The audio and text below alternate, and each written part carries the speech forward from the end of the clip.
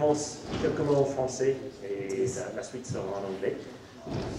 Bienvenue à cette conférence IPR et je vais maintenant introduire notre oratrice en quelques mots en anglais. So, my name is Ian Sims. It's a great pleasure to introduce our speaker today.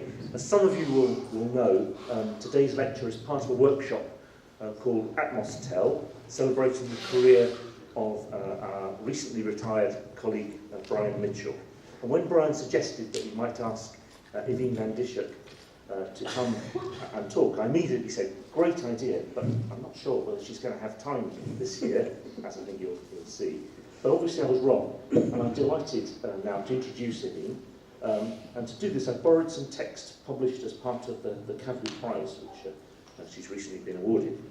Ewine van Dishoeck studied chemistry at Leiden University in the Netherlands, and then switched to astrochemistry, following a brief spell studying with physicist Alex Delgado at Harvard University in the US in 1980. Completing a PhD at Leiden on the excitation and breaking up of molecules within interstellar gas clouds, she then went back across the Atlantic to take up a position in Harvard's Associative Fellows in order to pursue her research on the interstellar medium under Delgado. After carrying out her research at Princeton University and Caltech, she moved back to the Netherlands in 1990, where she was able to take advantage of the impending launch of the European Space Agency's Infrared Space Observatory, a vital asset for studying the emission from interstellar water molecules, that in the end took off in 1995. In the meantime, she took charge of Mayo Greenberg's astrophysics laboratory at Leiden in order to carry out experiments for interpreting space-based observations. While continuing her own theoretical research and overseeing the experimental work, Ewine became ever more prominent as a scientific leader. She coordinated a program to study water molecules in a wide range of protostars using ESA's Herschel Space Observatory, and from 1999 onwards took up a number of key positions overseeing development of the first truly international astronomical observatory, the Atacama Large Millimeter Submillimeter Array, or ALMA, in Chile. And I guess we're going to hear more about ALMA later. Ewine has won many awards and prizes in recognition of her work, but I just want to highlight one. Ewine was just recently awarded in 2018 the Kavli Prize, the Kavli Astrophysics Prize, for her combined contributions to observational, theoretical and laboratory astrochemistry, elucidating the life cycle of interstellar clouds and the formation of stars and planets. And the previous Kavli Astrophysics Prize, just to give you an idea, was awarded to Kip Thorne and colleagues from Caltech and MIT for the direct detection of gravitational waves in 2016. And in parallel this year, the Kavli Prize for Nanosciences awarded at the same time was given for CRISPR-Cas9, which many of you will realise the importance of that, just to give you an idea of the level of this prize. As you may know, Ewine is current president of the International Astronomical Union, which is celebrating its centenary this year.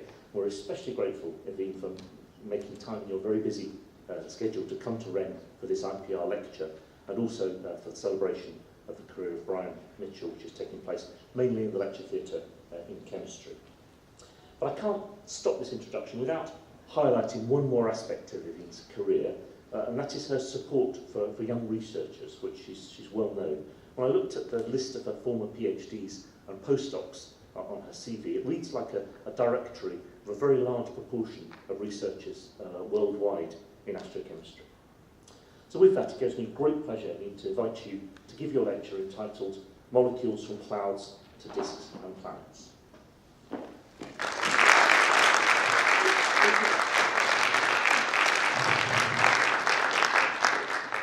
Bonjour, good afternoon everybody. Thank you very much for coming here. It's really a great pleasure to finally be visiting here the University of Rennes, a university that is doing so much very good chemical physics that is very relevant for astrophysics. So I'm really pleased to have seen all the experiments with my own eyes this morning. And of course also the celebration that we're having of one particular member of that faculty, Brian Mitchell, who has played a very important role throughout his career also in astrophysics. And it has been my pleasure to have known him for close to 40 years and see sort of the work and the contributions that he has made to his field. And I'll try to highlight a few of them as we actually go along. So what I want to do actually in the coming 15 minutes or so is take you on a travel through interstellar space and see how in these very tenuous regions here, these clouds that we have here between the stars, how those are actually a very rich chemical factory. We have a lot of different molecules there, not yet quite DNA, but certainly already complex organic molecules. And how out of that very tenuous material you eventually make comets and also planets like our Earth. And maybe also out of that some, let's see, it's gone a little bit to sleep in the period that we are waiting. Yes, there he comes, out of the cloud. Brian also. Basically the basic ingredients for life are also made here in these clouds. And I'll hope to give you some taste of that as well. Good, so what is the menu for the coming 50 minutes? We're going to first look at the very big questions that we actually have in the field. The setting, the interstellar clouds, the tools that we have, telescopes, laboratory experiments, computers, the main ingredients in the clouds, gas, dust and ice. That's what we start from and that's what we make planetary systems out of. Then of course the play that we have, the chemical processes themselves, which are of course more at the heart of what you are doing here in chemical physics. And then the plot, which is basically the astronomy part, see how that material that you make here through these chemical processes actually goes from clouds to disks and planets. If you want to know more about this topic, there has been no shortage of good reviews, and here are just a number of them listed. Okay, so first a big picture. Where are we actually in space? Well, this is a rendering of our own galaxy, the Milky Way, if you could look at it from above. It's based on actual astronomical data, but a little bit sort of beautified to show things more clearly. Our galaxy, our Milky Way, is of course a collection of some 250 billion stars. And our star, the Sun, is just one of those 250 billion stars. And we live on a small rocky planet around this rather ordinary star, somewhere in the outskirts of this galaxy, which is a more or less typical galaxy. So the question, are we alone or not, is of course a very important question, and it also puts basically in perspective as to what we're talking about. Now, one of the most rapidly growing fields in astronomy is that of planets around other stars, so-called exoplanets, other stars, planets around other stars than our Sun. And thanks to a number of instruments, most notably the Kepler satellite, we now have actually quite good statistics on planets around other stars. On average, every star has at least one planet. But it doesn't necessarily need to be a planet like the type that we know in our own solar system. Some of them can be bigger, some of them can be smaller, and surprisingly, the bulk of the exoplanets are actually of a type that we don't have in our own solar system. They are so-called super-Earth, say a few times the mass of the Earth, or mini-Neptune, so close to 10 times the mass of the Earth. And so this also makes the question still relevant, are we unique or not?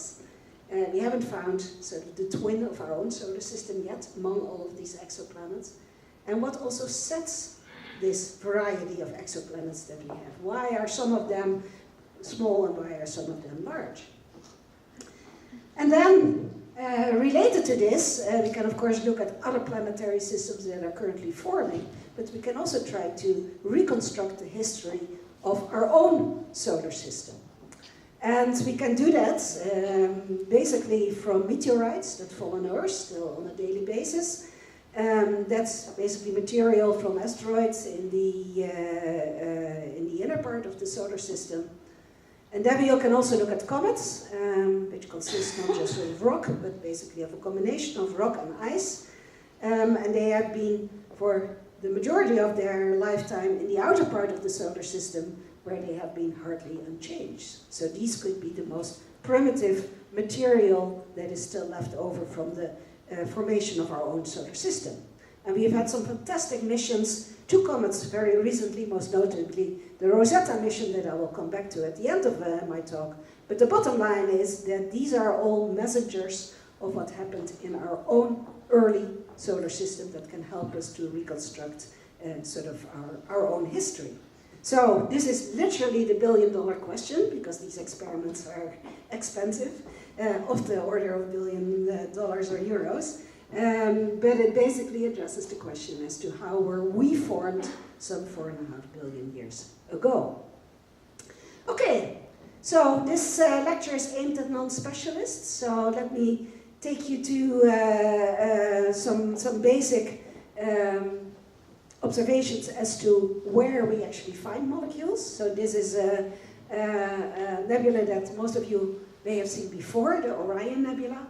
Actually, we have some beautiful clear nights these days, and in the early evening, if you just look up, you see Orion standing there and on the sky, and there in the sword of Orion, there you find the Orion Nebula that was discovered already by Galileo in the 1500s.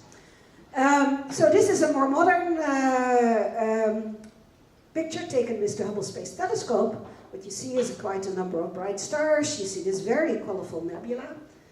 That's actually not the gas that we are interested in. This is ionized hydrogen gas, basically the recombination lines of hydrogen that glow, especially in the red, through the H-alpha line.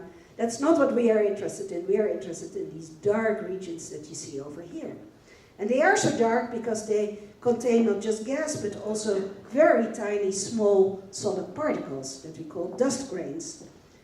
So these are particles that are of the order of a fraction of a micrometers down to nanometer size scale, and they basically absorb and scatter the radiation. And that means that you cannot look very deep into these clouds, at least not at optical wavelengths, because so much of the light is absorbed. So here you see actually a nice example of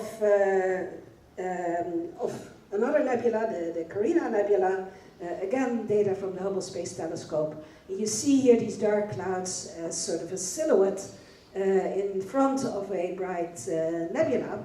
And these are actually big, these clouds. I mean, they can be diameters of a few light years in diameters. They can contain enough mass up to, say, 10 to the 4 to 10 to the 5 solar masses of material. So one of these clouds can, in principle, form many, many new stars. It won't do it. It does it only with an efficiency of a few percent. But the basic material is there to form new stars. So, what is then the basic way in which these clouds then are turned into stars? So here we were looking at sort of the more diffuse clouds up to the denser clouds, and just to give you a taste of where we find the molecules and what kind of molecules we find.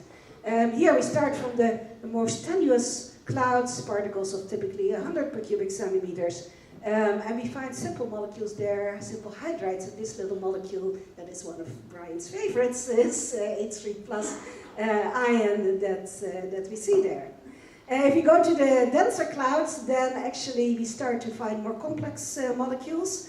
So this cloud certainly has formaldehyde, it has dimethyl ether. We'll see a whole zoo of other organic molecules. Also these long carbon chains that you have lots of carbon, with just one hydrogen and nitrogen, in spite of the fact that there is much more hydrogen than carbon. So that tells you already that the chemistry is not in thermodynamic equilibrium, but is basically determined by the kinetics between the individual atoms and molecules. So this cloud collapses to form a protostar at the center because of angular momentum conservation. The cloud always rotates a little bit. That material cannot all continue to follow straight onto the star, but a part of it becomes in part of a rotating disk around the young star.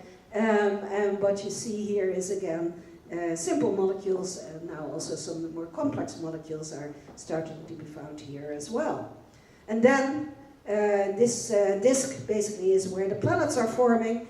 Eventually the gas and dust that don't make it into a planet are being dispersed, and then we have a mature planetary system where we can also have comets, and these comets, as we will see, are also very rich in chemistry. The sun, or the star, the parent star, can maintain itself for a long time through nuclear fusion, first burning of hydrogen, then helium, and it will do so, in the case of the sun, for another 5 billion years or so, but eventually it will run out of nuclear fuel. And at that stage, the star will start to swell up, and it will basically start to lose part of its, most of its material back to the interstellar medium, but now enriched with the elements that were formed by nuclear fusion in its interior. And again, these shells around dying stars are a very rich source of interstellar molecules, both simple ones, but also more complex ones, such as, for example, these buckyballs and also these polycyclic aromatic hydrocarbons.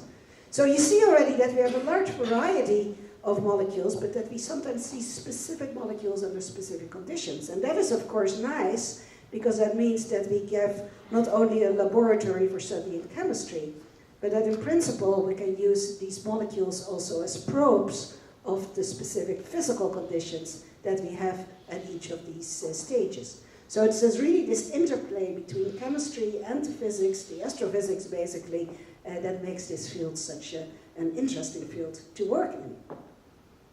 Now, how is basically the relation between astronomy and chemistry and physics?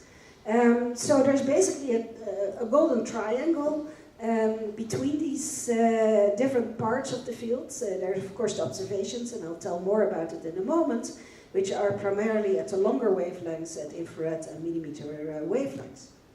Then there are the models, the kinetic models, where you try and take a mix of elements and you try to explain why we see the molecules that we see under certain conditions. But the fundament, basically, underpinning both the observations and the models is the laboratory. And laboratory is here in quotation marks in the sense that it can also be a computer, because some of the information that we need here can also be produced from quantum chemical calculations. So, of course, we need spectroscopy, because we need to identify the lines that we see in the spectra. We need things like collisional rate coefficients. We need information about how rapidly a molecule dissociates under photons. I'll come back to that in a moment. Chemical reaction rates, dissociative recombination. That is, of course, one of the processes that Brian has also contributed to. This is the nice book that I certainly looked at a lot with Bertrand Rowe. Also on, again, the combination of theory, experiment, and the applications in astronomy. And so these are processes also in Ian Sims' laboratory on the chemical reaction rates that really feed in directly to both the observations and the models. And I want to stress that this is really a two-way street. It's not just astronomers, liking to have a number to put in their models, but it's really sort of this interaction between the astronomers and the chemists that makes this so fruitful.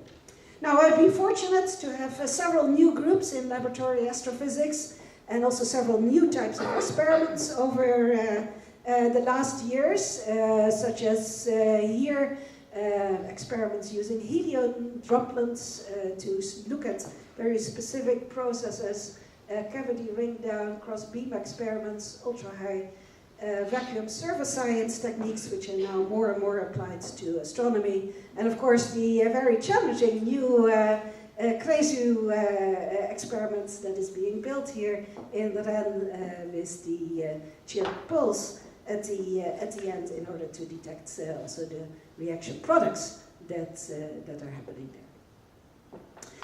Good, so how do we actually observe molecules? Well, here's our dark cloud, and that's nice. We know that there's a cloud there, but it doesn't tell us actually what is sitting inside.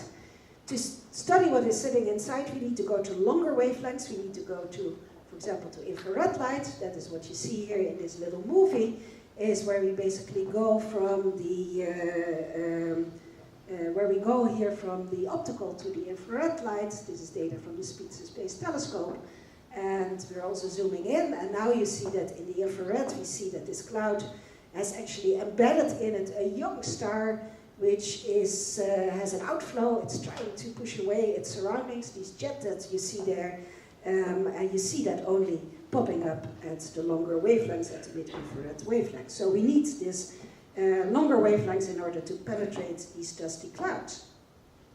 So we cannot just see the continuum of the protostar, the hot dust basically that is surrounding this protostars, but you can also look along the line of sight towards such a protostar, and then you see, of course, the colder material superposed on this hot continuum. A simple absorption experiment that we are doing, but then in space, using an astronomical lamp in the form of a young protostar. In the mid-infrared, as you all well know, that's when we're looking at vibrational transitions of gases, but not just of gases. This is also where we see actually the solids. And the solids are very important, especially the silicates and the ices. So this is the same protostar, but now I'm taking a spectrum towards it. And what you see here is that we have water, we have carbon monoxide, and we have here the silicates absorption, so that tells us, yes, there are silicate grains. The tiny dust grains consist primarily of silicates and some carbonaceous material. But here we see all the ices. We see CO2, we see here, if we zoom in, we see ammonia, we see also methanol, we see CH4. So simple molecules that are clearly present here in quite large amounts in the ices, because you see they are absorbing the bulk of the radiation actually. And if you quantify this, then you find that a significant fraction of the heavy elements are actually locked up in these ices.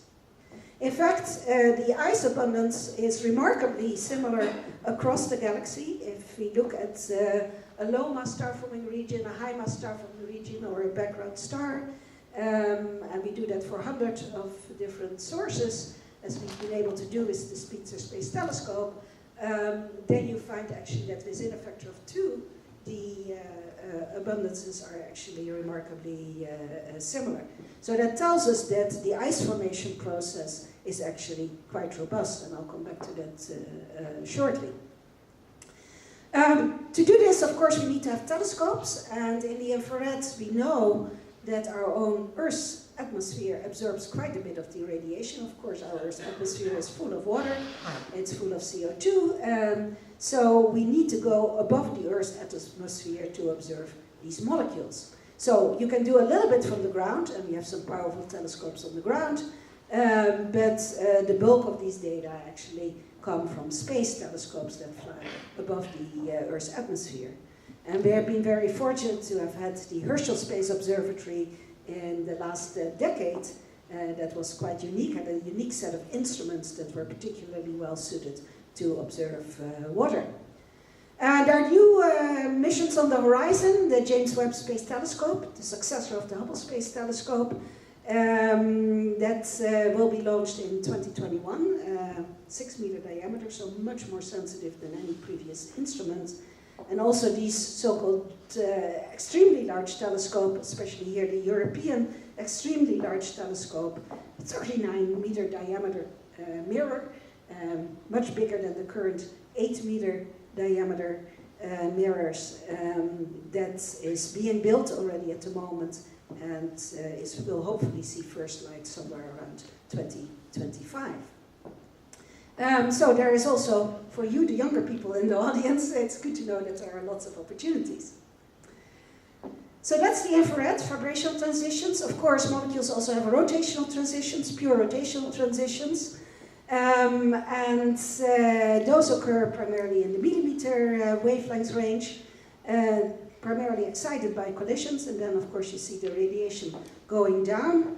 And this is a very, very precise technique in order to identify molecules. In fact, these are also incredibly sensitive. We can see gases with abundances down to a fraction of, say, 10 to minus 12 with respect to hydrogen. So we have an enormous sensitivity. We also get information about the kinematics. The line profiles are fully resolved. We get information about temperatures and densities. We get information about abundances. So most of astrochemistry is actually done in the millimeter wavelength range. The only problem is we can see only gases, not these ices that turn out to be also so abundant. But if we point our telescope at just any of these nebulae, if we point it at these dark clouds in Orion, within 1 minute of observing time, you get a spectrum that is already close to the confusion limit. So every molecule has its own fingerprint, its own spectrum, that you can use to identify it uniquely. So here you see already dimethyl ether, acyl cyanide, methanol, sulfur dioxide, etc., etc. The only thing that we need to do is shift the frequencies, of course, to the rest frequency here on Earth, because of the Doppler shift, but we know that very accurately for any cloud, and that we can just compare this spectrum one-on-one with what we measure in the laboratory.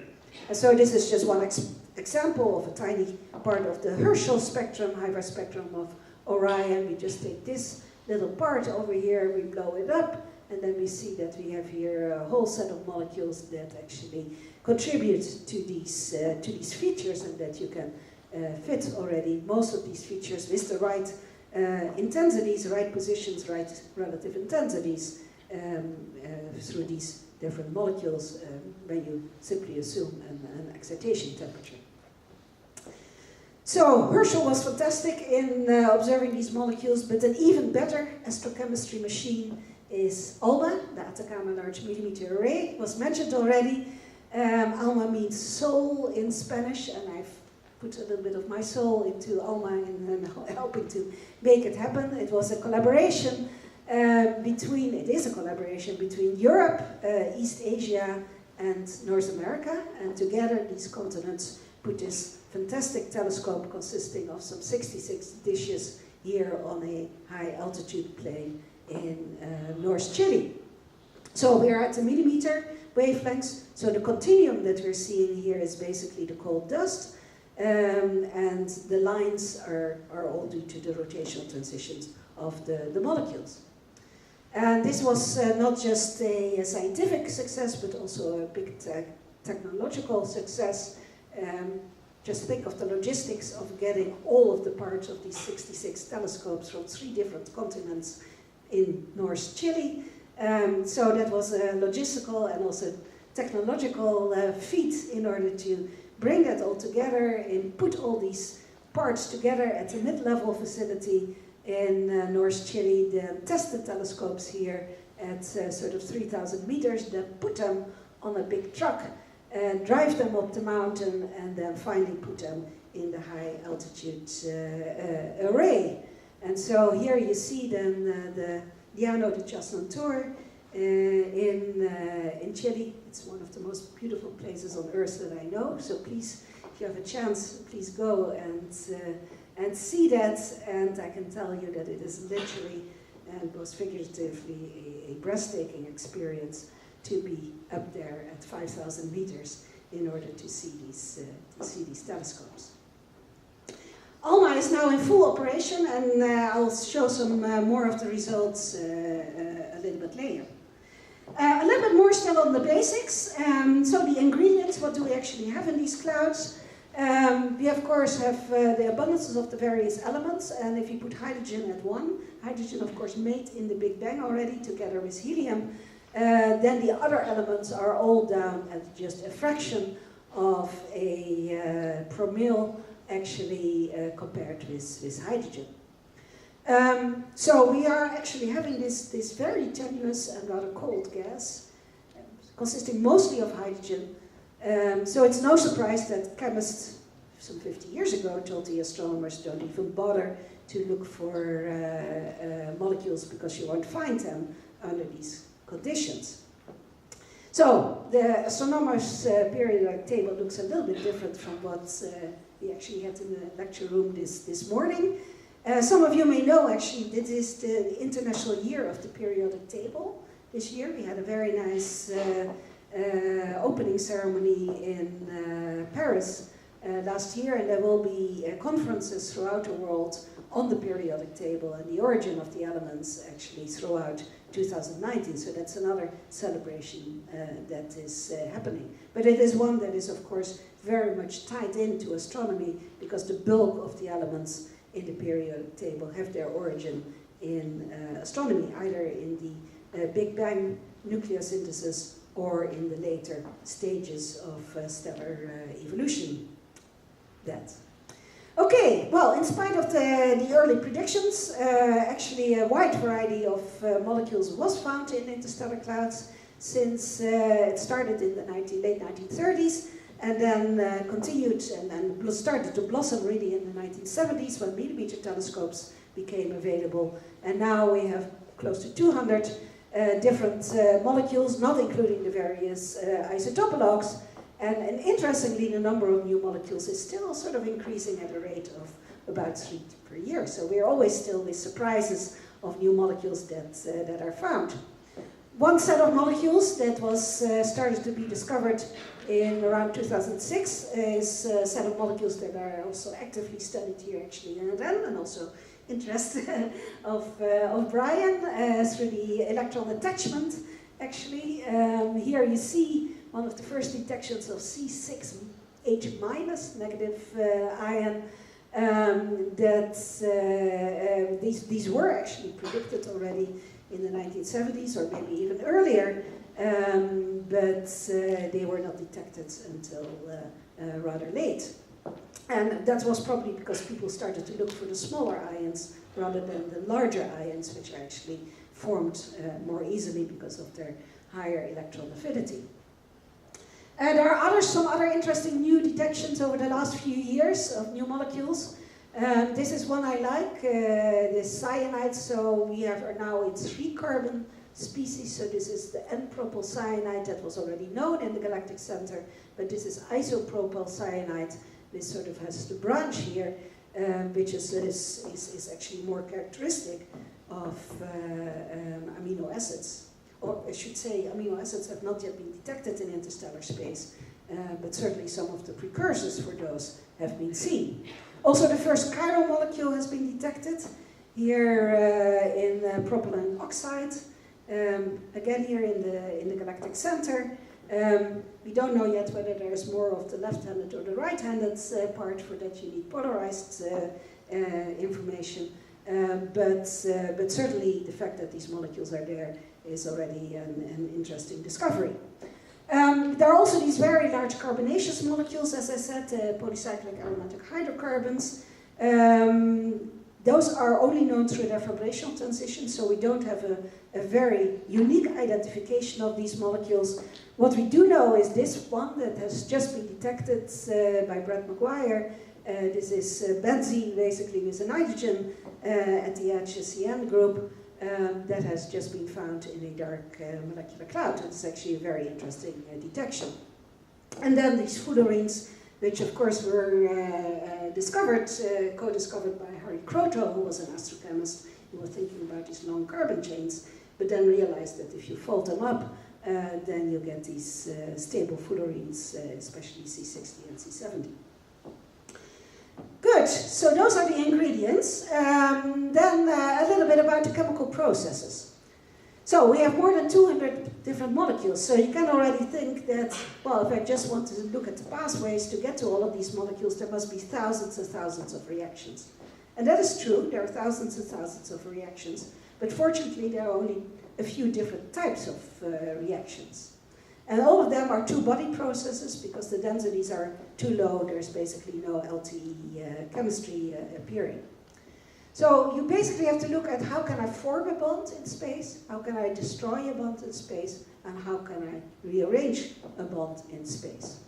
And actually, formation of the bond is the hardest part because of the low densities. I mean, the process of three-body formation that happens here on Earth all the time is not happening there, and you can only get rid of the bond energy in the gas phase by the emission of a photon in a process called radiative association, which is a very slow process actually. So it's no surprise that actually grain surface chemistry plays a large role in sort of making bonds.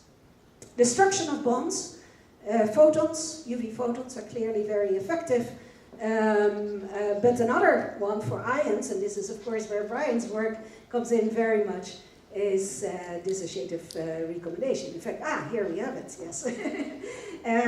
Dissociative recombination of simple molecules, of polyatomic molecules, but also the branching ratios and also the products, which are not always quite clear. And then the rearrangement, that is basically the chemical reactions, which are clearly also important in this, this whole story.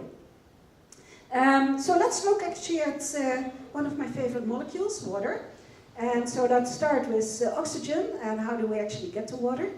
Well, in the low densities in space, the only way to do that is through a set of what is called ion molecule reactions, which do happen quite rapidly even under low temperature conditions. And the initiator in this is this other favorite molecule, H3+, which is produced by cosmic rays. We get to OH+, H2O+, H3O+, another very interesting molecule, and it is, you see already that the abundances of these two molecules, H3+ and H3O+, are important, and this is where sort of this dissociative recombination, whether this is fast or slow, becomes very important, because that controls the abundance of H3+, and then this dissociative recombination, whether you go to H2O or whether you go back to oxygen or OH, is also very important. So this is where I sort of got in touch with Brian's work here. First the H3+, this is actually from a very old publication, our report, I think. This process has been studied of many different groups, chemical physics groups. The rates have varied by 5 orders of magnitude, going from very slow to very fast. And the issue is basically how do you get sort of the curve crossings between the ion and the repulsive states that leads to the dissociation of the molecules. And this is a topic that is still very current today. The case of H3O+ has been less controversial in terms of the rate. Here's 2 different experiments that agree quite well, except that there are some deviations here at the lower end. And some of these experiments are done here in these beautiful storage rings, especially here in Denmark, in the Institut, also Heidelberg, as that the cryo-ring in Stockholm has been very productive in this area. And this is really a wonderful facilities in order to carry out these experiments. But the bottom line for astronomers is they want to know not just the rate, but also the products. And here again, there have been quite some surprises, because we want to form water, but some of these experiments say, well, that's only happening in a very small fraction of these dissociative recombinations. The other ones make OH or make atomic oxygen, even in some large fraction, as you see over here, make actually a lot of OH. So these kinds of questions are still current here for lots of different molecules. Basically, what are the products? In the meantime, observations have helped us in the sense that Herschel was able to observe not just water, but also some of the intermediates. H2O+, in fact, turned out to be surprisingly abundant, and also OH+, and those were actually a very nice probe of this cosmic ray ionization rate. And this has not gone unattended, even by the Big Bang Theory here, that actually wrote down both water at H2O+ there. That we should have had maybe also H3O+, but at least the H2O+ was there. And some other interesting ions, such as argon H+, has also been detected now in interstellar space, the first interstellar noble gas molecule. So again, dissociative recombination rates are needed for these kinds of systems. A little bit about astrophysical UV radiation fields, because they are also important, just to show you that whether you're in the interstellar radiation field or whether you have a solar radiation field can make orders of magnitude difference in terms of your wavelengths dependent of your UV photons. This is where most of the interstellar photons are, basically, and so you need to know very accurately your cross-sections of your molecules, whether they overlap with Lyman alpha, whether they are in the, close to the hydrogen ionization limit, or whether they are more at the longer wavelengths. And so here you see a number of molecules, for example, formamide, an important prebiotic molecule, dissociates at much longer wavelengths than, for example, molecular nitrogen, that dissociates at the very shortest wavelengths. So these are the kind of molecular physics details, the kind of chemical physics details that we have to deal with if we want to solve this chemistry. Okay, good. So we had this route going to water. That's the low temperature route. There's also a high temperature route. That's when we can overcome the energy barrier of O plus H2, and that happens in shocks. That's what we also see a lot. But it turns out actually that the bulk of the water in space is formed on the surfaces of these interstellar grains. And these are the processes that we actually have been simulating also in the Leiden laboratory for astrophysics that you see over here. And to make a long story short, it's also been simulated in Japan and in laboratories in Paris. Is that we now think that water, there's a hydrogen atom, about 1 atom per day lands on the surface of the grains, can find another hydrogen, go off and go back into space. Here is the oxygen. We can make molecular oxygen, keep that in mind, come back at the very end. And we can make here actually hydrogen peroxide, and now we make actually 2 water molecules. Hey, why is it stopping here? There we go, yep. And there, now we fast forward in time, and now we make actually in some 10,000 to 100,000 years, we make on our dust grains actually this layer here, an icy layer on this silicate dust grain. So the water actually that you have over here, the bonds between the molecules here that you have in this water were basically made already on the surfaces of these grains some 4.5 billion years ago, before the cloud collapsed to form our solar system. So when you drink a glass of water, think about it, the bonds here of these water molecules are already 4.5 billion years old. Since that time, they have of course been recycled in the terms of evaporation and recondensation again, but the bulk of the bonds were actually formed here through these processes on the surfaces of the dust grains. So, as one of my colleagues put it, the water on Earth is actually older than the sun itself. So if there's one thing you want to remember from this lecture, keep that in mind. Good. Let's now go from cloud to disks. So we've looked at some chemistry, we know the ingredients, we know how we observe it. We've looked at water formation in diffuse clouds and in dense clouds. But let's now see as to how, if we apply this now, whether we actually can fit the data. And that is actually very nice. This is some Herschel data that we see here, this line profile. And we can actually fit that very well if we look here at the balance of, say, the ice formation that I just showed, and then a process to get this molecule back off the grain again, which is called photodesorption. Photodesorption is actually also one of these interesting chemical physics processes that were sort of triggered by astronomy and that were then picked up by chemical physics and are feeding back into astronomy. What you see here is basically how you can basically kick out a water molecule under the influence of a UV photon, and then also have a recombination mechanism that breaks it back off the grains again. So this is actually a big issue in interstellar chemistry. We see quite complex molecules at very low temperatures when they should all be frozen out, and the question is really, how do we get these molecules off the grates at these very low temperatures? A lot of work is being done on that. Let's now move to the somewhat later stage, to this when we have formed already a protostar and a disk around it. And let's focus on one of my favorite sources that you see over here in the Ophiuchus molecular cloud. It has the poetic name of IRA 16293. But this little low-mass protostar, smaller even than the sun itself, young sun itself, turns out to be a very rich source of organic and also deuterated molecules. And this is the data that we got from ALMA a couple of years ago. This is just one little location in that protostellar survey, and what we have here in just one of the 10 receivers wavelengths bands, we already have 10,000 lines. Basically one line every 3 kilometers per second.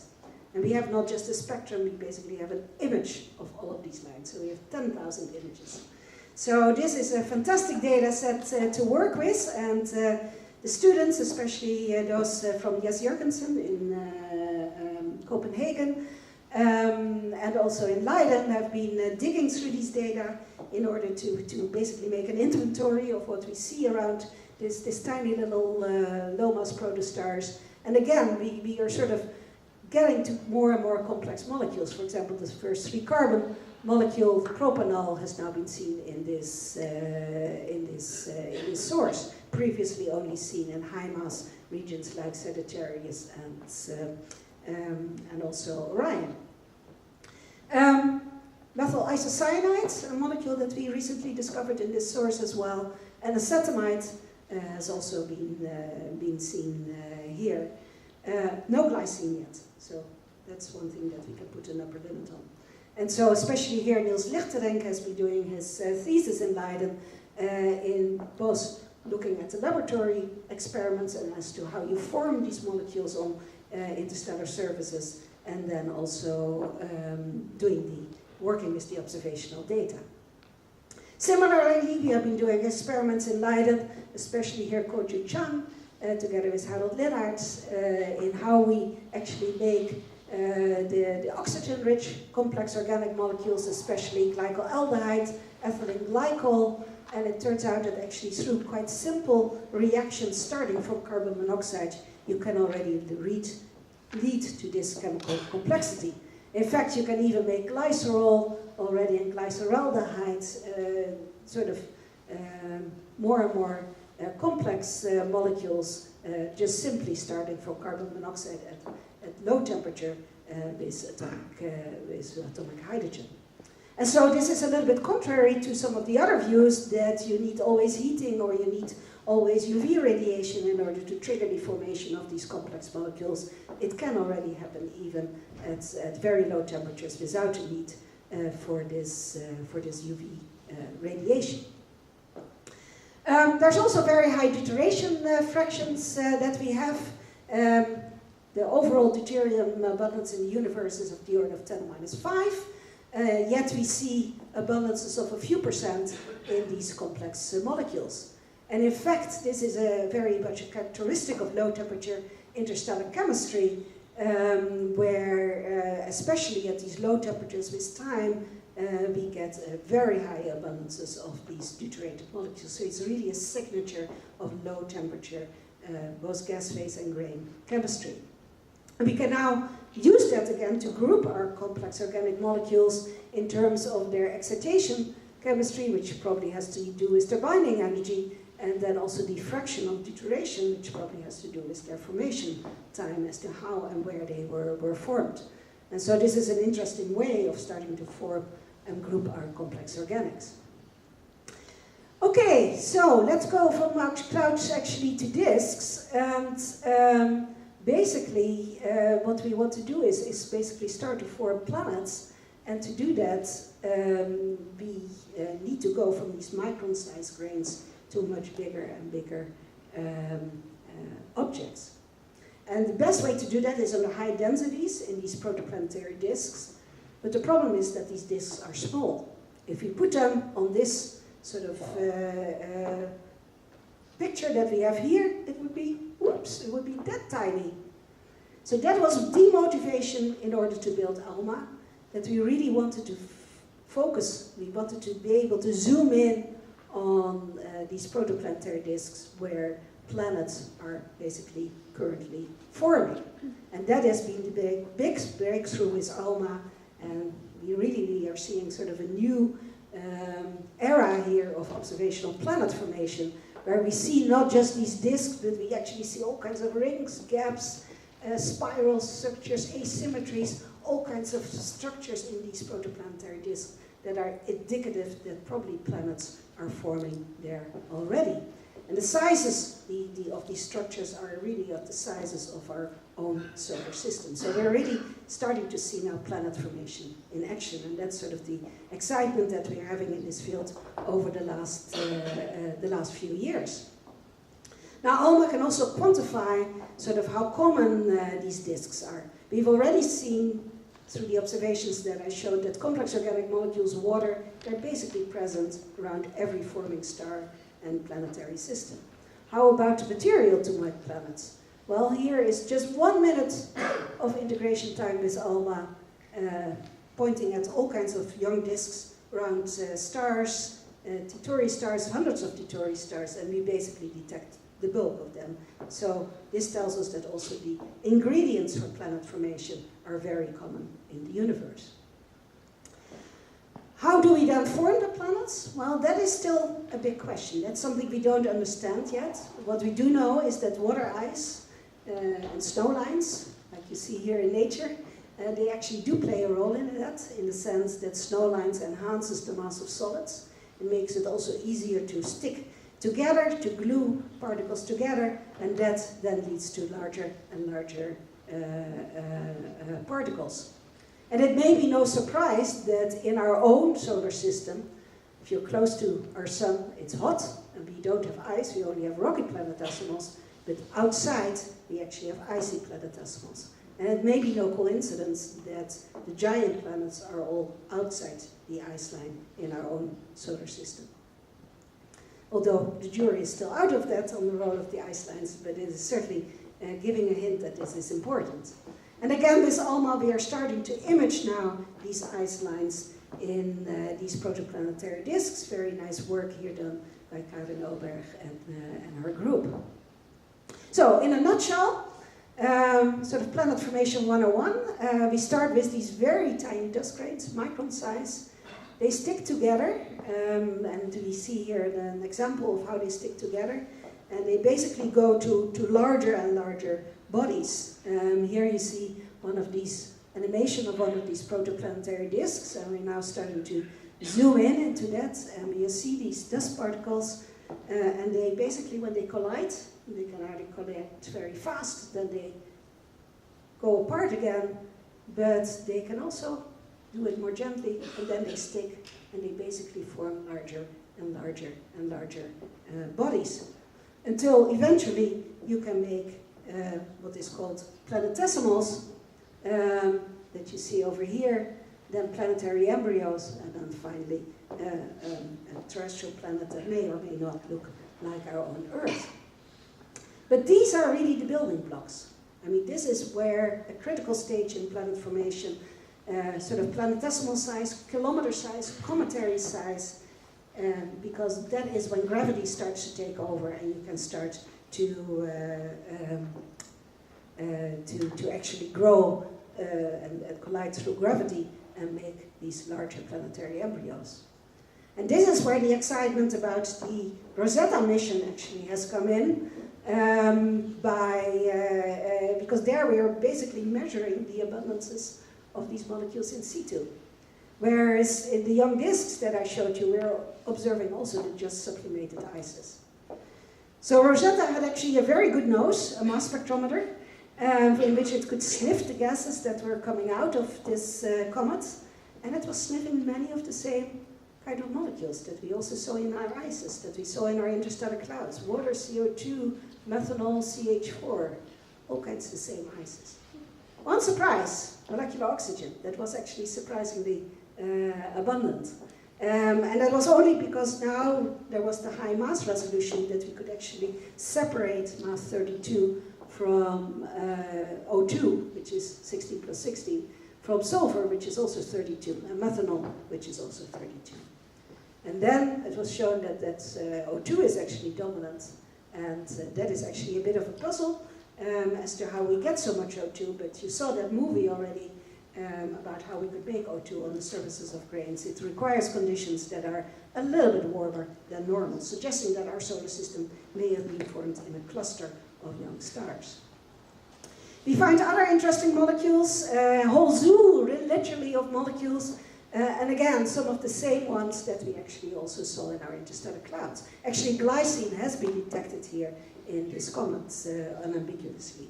So again, it tells us that if we probably dig harder in our ALMA data, we start to see also some of these more complex molecules that are now seen clearly in comets. This whole question as to inheritance, have we really inherited the molecules from the interstellar clouds, or have they been formed in situ? That's a question that we can now start to address with these data. So this is clearly the next step in this field. I've talked about clouds and how you go to disks, but out of those disks the planets are formed, and basically linking exoplanet and disk compositions, that's basically where our field will be going in the next decades. We've gone from clouds to disk, now we basically are going from disks to planets in the coming decades. As I said already, as was said at the beginning, this is a special year. We're celebrating science. We're celebrating astronomy, a decade of a century of astronomical discoveries. And we're doing that with the IAU through thousands of events in more than 100 countries. We are celebrating the science, the discoveries, but also the technological process, and also the cultural impact that basically our field has had on humanity. Because after all, we are all world citizens under the same sky that we see here so beautifully. So I want to end here, and I want to thank you all for your attention.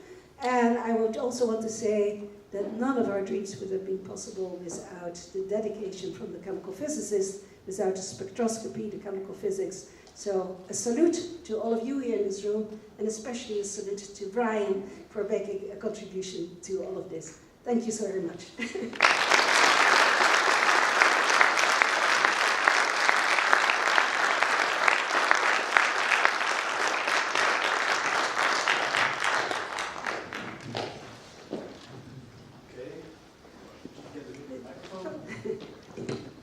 We do have time for a few questions, so feel free to be the first one to ask a question.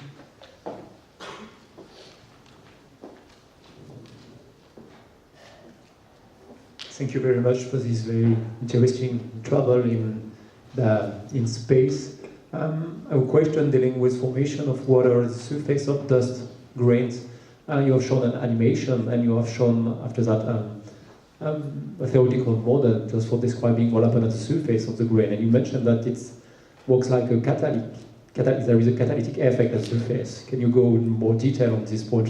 Do you mean that fixed molecule at the surface of the grain, after that you have enough molecule at the surface to interact, or? Yeah. So I should say that this animation was built on laboratory experiments that have been carried out in 3 different. So a lot of the intermediates have been seen. So HO2, H2O2 have been seen in the experiments. They've also been seen in space. Of course, what we need to do is extrapolate what we see in the lab, which is on timescales of hours, to what we have in space, which is on timescales of, at least 100,000 years.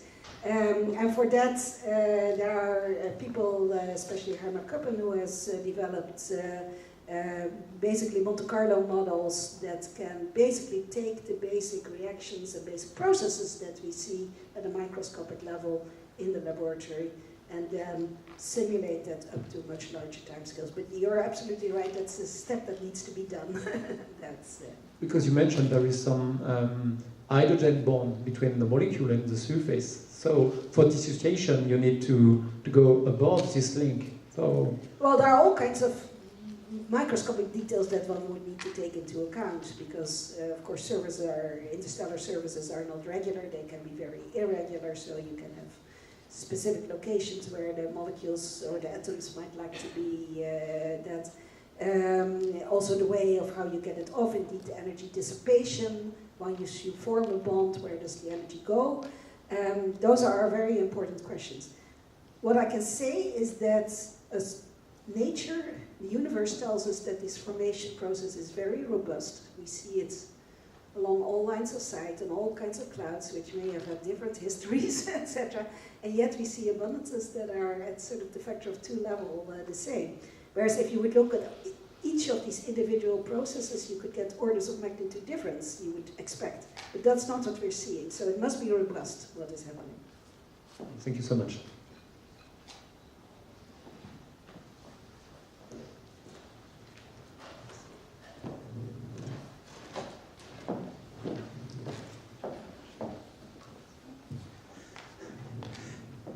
Thank you for this very beautiful presentation. I have 2 questions, maybe very naive. At the very beginning, you have shown this circular process, and going from dust to the death of the star. And at that time, you have shown that the fullerene was created at that moment.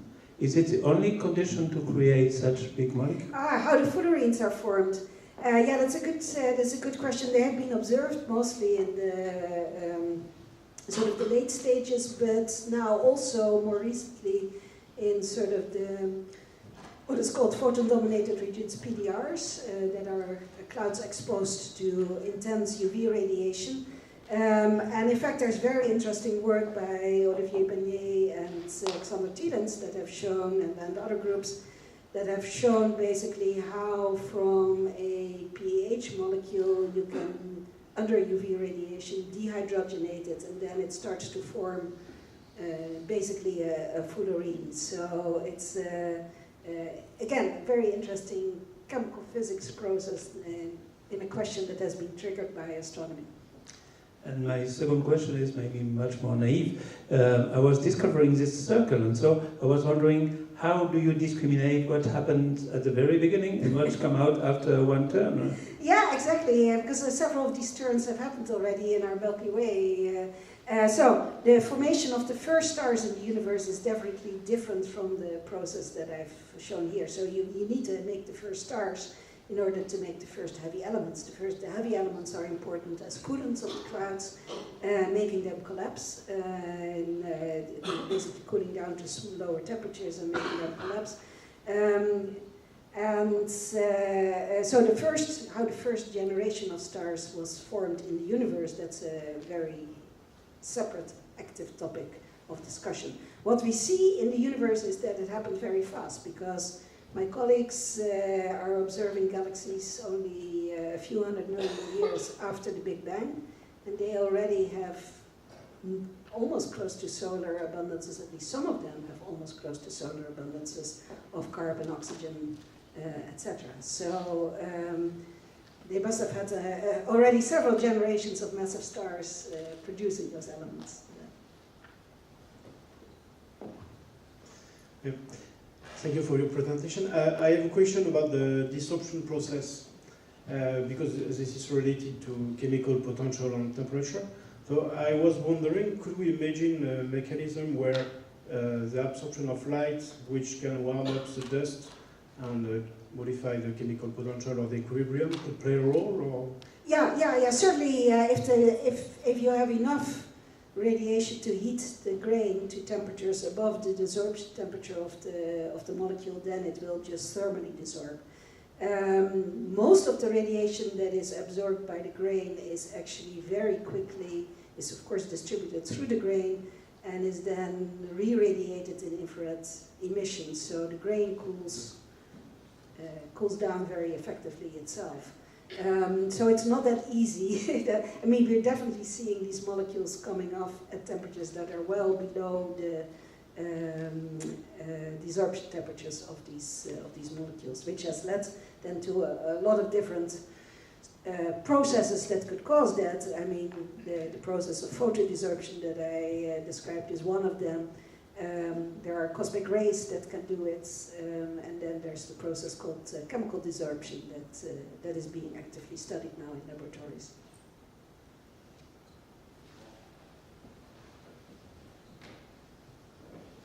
few more questions. Yeah. Hi. With the square kilometre array that's being built more in the near future, do you think that will be able to answer any questions that you were interested in?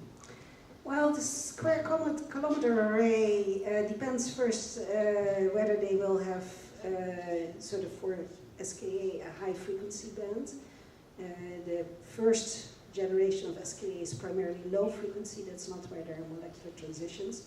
But if you think about if it would eventually also have a addition that would go to sort of gigahertz, 10 gigahertz or something like that, then you get into the interesting regime where very large molecules have their rotational transitions. Personally, I think ALMA can do a lot of that science, because ALMA will soon go down to 30, 40 gigahertz.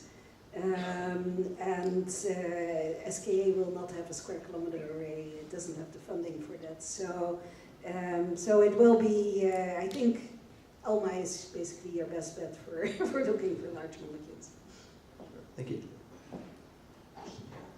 Yes, many years ago, there was the idea that detecting oxygen around exoplanet could be a way to prove life. Yeah. Okay. Is that still true or not? And the second question, if it is not true now, then is there another way? Well, that's a very good point. That's one thing I skipped over. But in principle, if these, if I go back very quickly here, yeah, this one, because it's not just oxygen, but in one of these other biomarkers like methyl chloride, has the title already, the biosignature that isn't. Because that has also been detected both in IRS 16293 and in 67P. Now, if these comets are basically the building blocks of planets, it means that you're delivering already all of these molecules as you are building the planets. So there is an abiotic production basically that makes O2 and methyl chloride that we know is delivered to these planets. Now, on the planetary surfaces, things will be reset, the chemistry will be reset, and so my colleagues argue that yes, O2 and this is a combination of lots of other molecules. It's just certainly not one molecule that can be a biomarker. You need a whole set of molecules to have a signature of life. That is still possible, but it's certainly a warning sign that you can make these molecules also abiotically in large amounts, and they are being delivered during planet formation. Okay, well, we have to stick to the schedule, and it's going to be time for lunch for all the people from the workshop. So let's thank again warmly everyone.